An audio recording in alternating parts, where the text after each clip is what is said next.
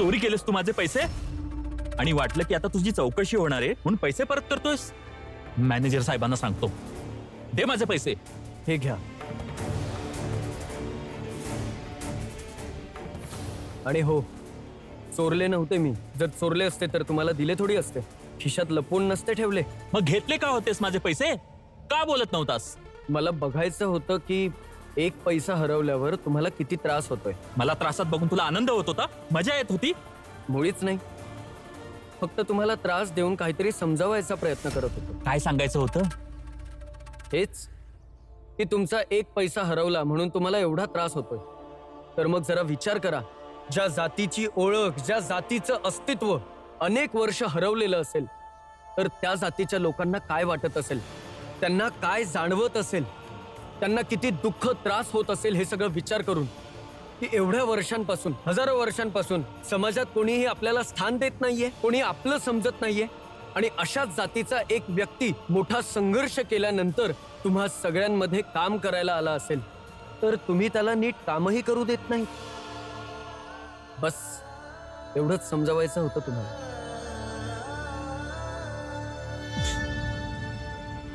चांगलंय, महेश आणि मॅनेजर साहेबांना सांगतो, खूपच नाटकं वाढली आहेत तुझी। हो, जा सांगा मॅनेजर साहेबांना।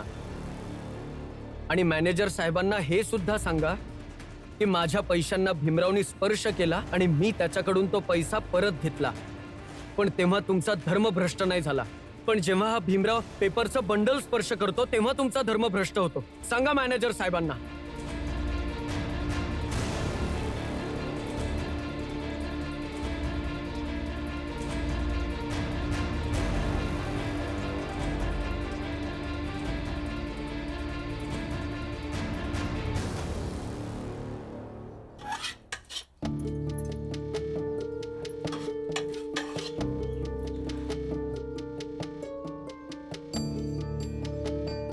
भाजी जरा जास्तच घेऊन ठेवते, त्यांना लई आवडते।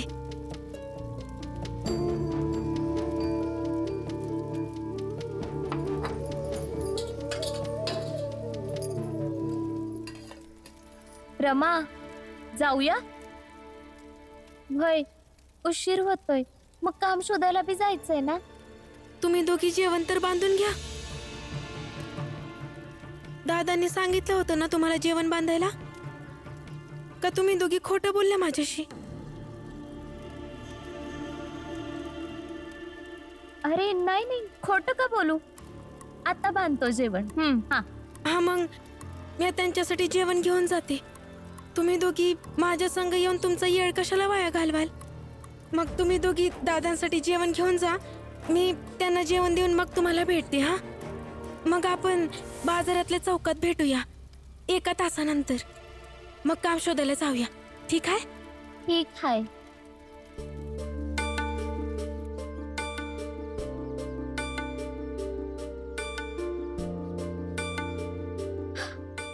काय करायचं?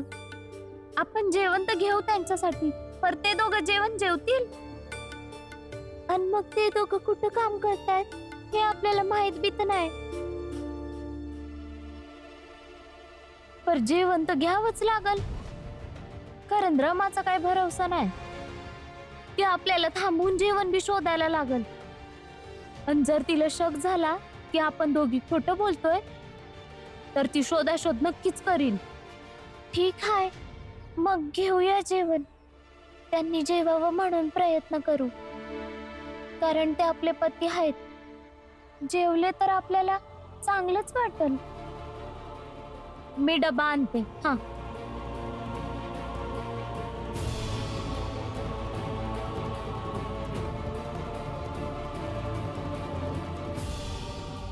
अरे मीठ आणि मिरची तर घेतलीच नाही मी ते बी घेते आणि पाणी बी घेते।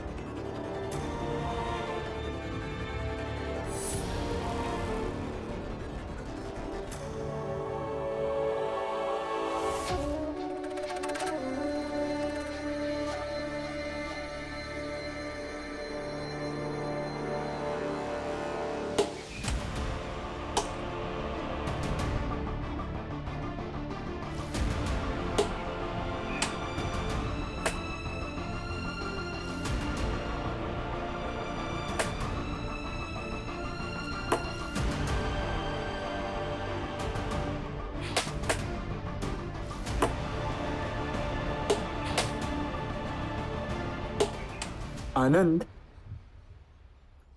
तुला काय वाटतं? आपल्या ज्या बायका आहेत त्या आपल्यासाठी योग्य आहेत? बालाभाऊ, आता यावर विचार करायचा काय अर्थ आहे? जाऊ दे की. विचार तर करायला हवा ना आनंद. जर आपण आपल्या घरात आपल्या परिवारात सुखी नाही आहोत तर बाहेर खुश कसं राहणार? तू बोलतोयस तर बरोबर आहे दादा, पण हे सगळं विचार करून आपलं डोकं खराब व्हायचंय. नाही आनंद, विचार करायला हवा. मी तर कधी कधी विचार करतो की भीम सगळ्या जगाशी लढून सुद्धा जिंकतो आणि आपण आपल्या स्वतःशी लढून सुद्धा जिंकू शकत नाही. याचं काय कारण असू शकतं? का याच्या पाठीमागे हेच कारण तर नाही की रमा भीमसाठी किती काय काय करते आणि आपल्या बायका? बाळा दादा, जाऊ दे, नाही सगळं काम करूया. अरे काम तर मी करेन आनंद, पण तूच विचार कर. आज जेव्हा आपण घरातून निघालो काही न खाता भुकेलेले, मग काय आपल्या बायकांना आपली एवढी पण काळजी नाही की आपल्यासाठी खाणं घेऊन यावं? एवढी काळजी घेतो आम्ही तुमची.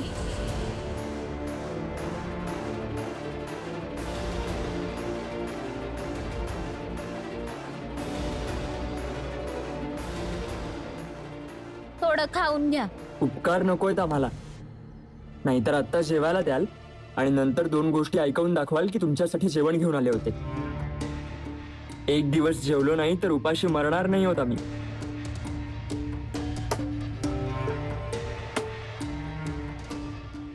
वेगळीच गोष्ट आहे. आता तर म्हणत होतात की तुमच्या बायकोला काळजी नाही, जेवण आणायला हवं होतं, आणि आता मी जेवण घेऊन आले, तुम्ही जेवायला नको म्हणताय. नक्की काय हवंय तुम्हासनी? ऐका ना, तुम्हीच समजावा बाळा दादासनी. आनंद, काम कर.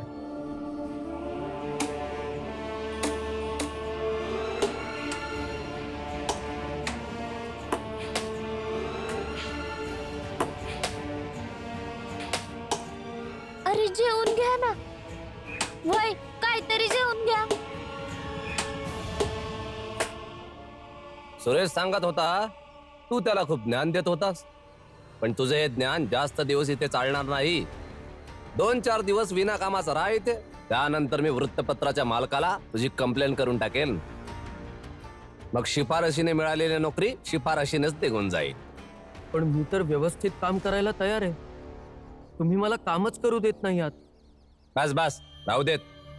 जा इथून लवकर, म्हणजे मला जेवण करायचंय आता. थांब, तू काय खाणार आहेस? सांग, काय खाणार आहेस? तुम्हाला माझी काळजी वाटते म्हणून विचारताय की पुन्हा माझी मस्करी करायची आहे म्हणून विचारताय? पैसे तर नाहीत, घरातून जेवण आणलं नाहीस, काम सोडून बाहेर जेवायला तू जाऊ शकत नाहीस, म्हणजे एकूण एक उपाशीच राहणार आहेस ना. त्यापेक्षा तर हेच चांगलं असतं ना की घरातून खाऊन पिऊन काम करायला आला असतास. कुठे आमच्या सारखं मोठं होण्याच्या नादामध्ये उपाशी राहणार?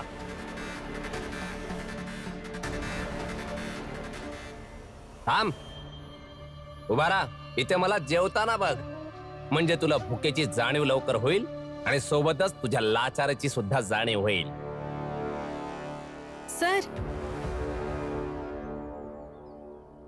असं कधी बी होणार नाही. मी असताना माझा नवरा कधी लाचार होऊ शकत नाही.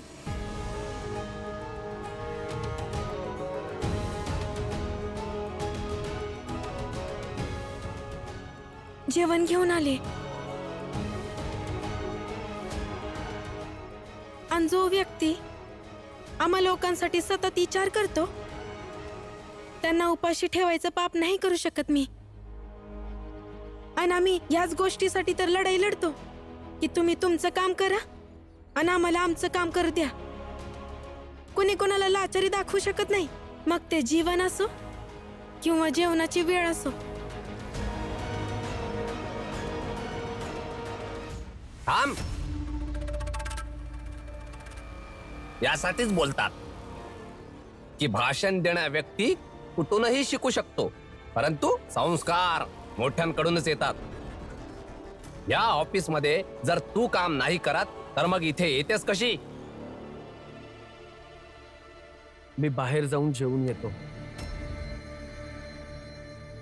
आणि हो, तुम्ही माझ्या समोर माझ्या पत्नीशी अशा पद्धतीने बोलू नका यापुढे. भीमराव, तुझी मर्यादा सोडून बोलू नकोस, कळला? या बाईसाठी बस. आता मी तुम्हाला इथे हे समजावणार नाही की स्त्री कशी असेल, कोणत्याही जातीची असेल, तिच्याशी आदराने बोललं पाहिजे, तिच्या समोर आदराने वागलं पाहिजे. मी फक्त तुम्हाला एवढंच सांगतोय की ह्यापुढे माझ्या समोर माझ्या पत्नीसाठी असं अपमानजनक शब्द मी सहन करणार नाही.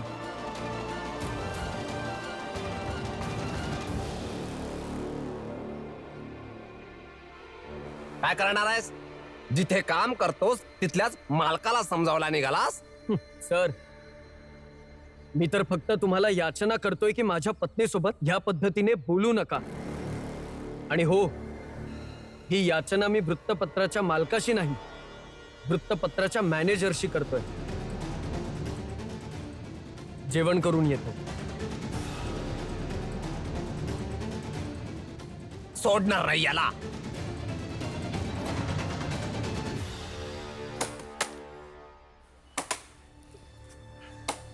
नाही जेवणार तुम्ही?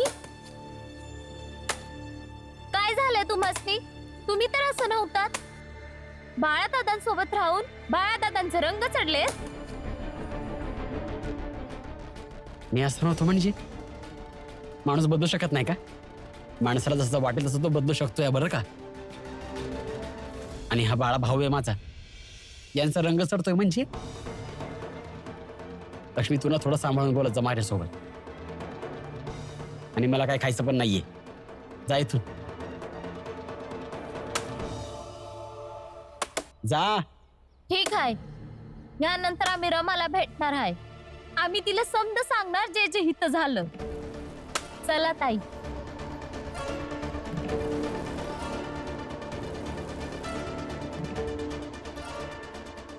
बाळा दादा, जेवण करून घेऊया,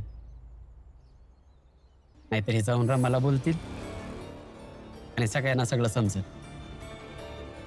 आणि आपल्या भांडण्यामध्ये उगाच भीमला त्रास होईल दादा. ऐका, थांबा. आणा जेवण, खाऊन घेतो आम्ही.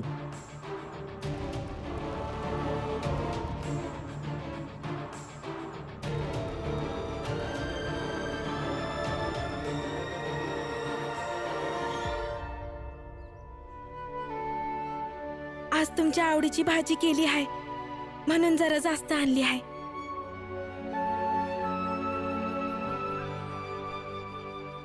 आणि सोबत मी मीठ आणि मिरची पण आणली आहे. खाऊन सांगा हा कशी झाली आहे. ठीक आहे.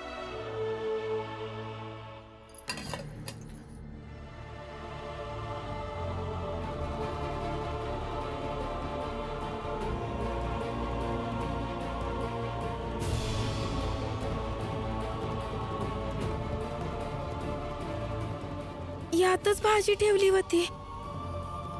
म्या जेव्हा निघत होती तेव्हा म्या मिरची आणि मीठ आणायला गेली होते. मग जेवण मी बाहेरच ठेवलं होतं. म्हणजे यामध्येच कोणीतरी भाजी काढली. मी आत्ताच भाजी घेऊन येते. अगं थांब, काही गरज नाहीये. जे आहे ते खाऊन घेईन मी. कसं खाणार तुम्ही? ही ही पोळी आणि मिरची खाणार? हो, मग काय झालं त्यात? हे बघ, तू अशीच माझ्या समोर बसून राहा आणि मग मी जेवेन. पत्नी समोर बसलेली असेल तर ही मिरची सुद्धा गोड लागेल आणि मग मी जेवून घेईन. जसं लहानपणी आईच्या हातची गोड पोळी खायचो, आज देखील मला तसंच वाटेल की मी गोड पोळी खातो. बघ आता तू. मला त्रास होऊ नये, पुन्हा जायला लागतं का म्हणे, म्हणून तुम्ही असं बोलताय ना? जी व्यक्ती कायद्याच्या पुस्तकात हे शिकते की पुराव्याशिवाय काही साध्य होत नाही, तो आज असं काही बोलतोय रमा, की मी बसून राहिली तर ही मिरची पण गोड होईल. मी काहीही बोलत नाहीये. हे प्रेम आहे आणि प्रेमामध्ये खूप ताकद असते.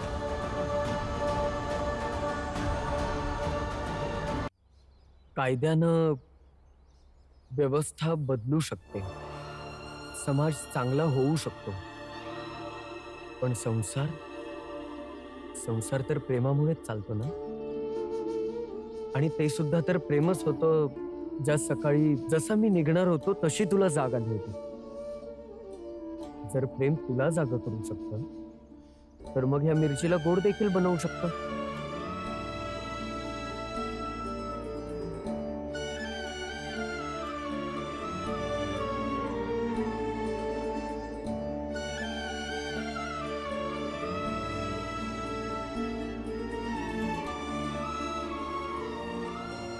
मला बी भरवा. तू घरी जाऊन आरामात भाजी पोळी खा. का आता हे बी प्रेमच आहे का? का तुम्ही विचार करताय की मला पोळी आणि ही मिरची नाही भरवली तर मी घरी जाऊन पोळी भाजी खाईन? रम्मा, का हट्ट करतेस तू? आता घरीच जाणार आहेस ना, मग भाजी पोळी खाऊन घेशील. नाही, मला बी भरवा. अगं मला आता बघायचंच आहे का प्रेम ह्या मिरचीला कसा गोड बनवतं. भरवा की. ठीक आहे.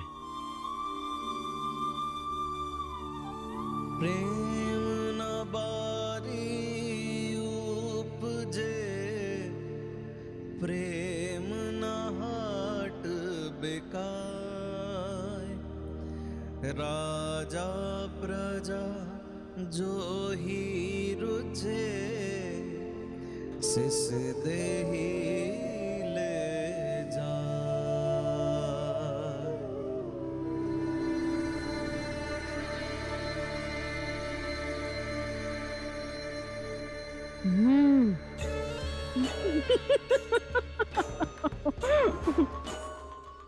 मी तर येडी आहे ना, काय बी करू शकते, कोणाची बी भाजी काढून खाऊ शकते आणि दुसऱ्याला मीठ मिरची संग जेवण करायला भाग बी पाडू शकते.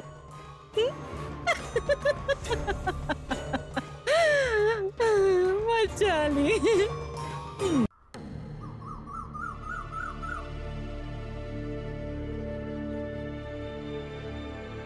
आज जेवण आणलंय तर खाऊन घेतलं. उद्यापासून जेवण वगैरे आणू नका. अरे पती आहे तुम्ही माझे, मग जेवण तर आणणारच ना. ठीक आहे, फेकून देईन ते पण. बाळदादा, करुणाताई तुमच्यावर लई प्रेम करते, पर माहित नाही सारखं सारखं तुम्हाला काय होतं. कधी कधी तर तुम्ही ठीक असता, मग असं तुम्ही वेगळंच काहीतरी वागायला लागता. हो, वेगळा व्यवहार करू लागतोय, पण बाळादादा आता चुकीचं नाहीये. त्याच्यासोबत जे झालंय ते चुकीचं झालंय. आणि आनंद बरोबर पण चुकीचंच झालंय. काय चुकीचं झालंय? हेच की तुम्ही दोघी आपापल्या नात्यांची तुलना भीम आणि रमाच्या नात्याशी करतात. तुम्हाला एवढी साधी गोष्ट कळत नाही की भीम आणि रमा वेगळी माणसं आहेत. त्यांची जगण्याची पद्धत वेगळी आहे. आम्ही लोक वेगळे आहोत, आमची जगण्याची पद्धत वेगळी आहे. तमाशा करायची गरज नाही. अजूनही वादच घालायचा आहे तुम्हाला? जेवू सुद्धा नको आम्ही? बाळादादा, छिन ही चढ़े छिन ही उतरे, सो तो प्रेम न होय. अघट प्रेम पिंजरे बसे, प्रेम कहावे सोय, प्रेम कहावे सोय.